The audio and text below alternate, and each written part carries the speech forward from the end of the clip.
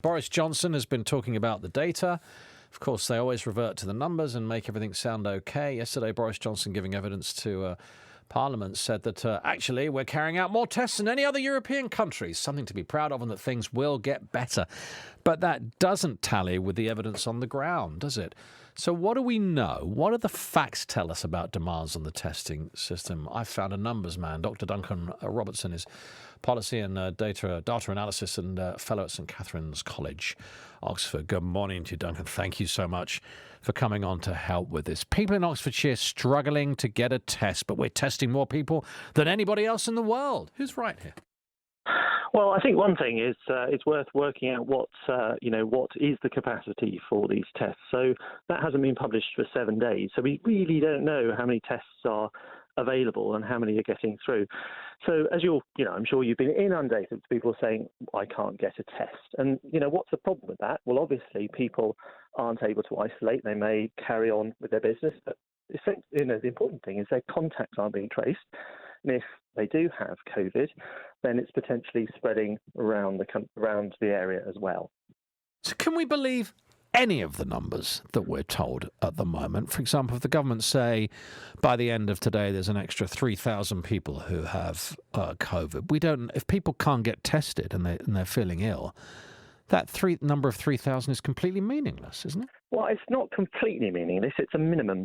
So the thing is that, these resources, these test kits are being sent to places where they know there is a high incident. So they might go, for example, to the northwest, which of course means that in places which apparently don't have a high incident, like Oxford, people aren't going to be able to be tested.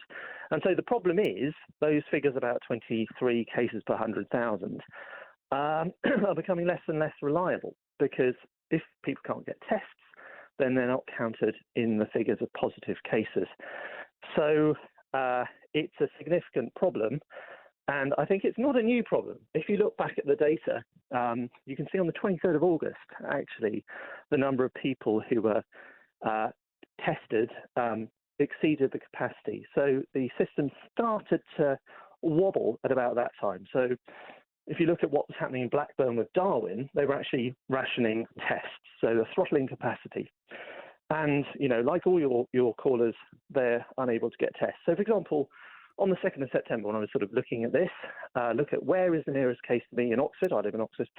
And it was the Isle of Wight. Now, of course, that's 75 miles away, so it meets an arbitrary threshold that the Secretary of State put in.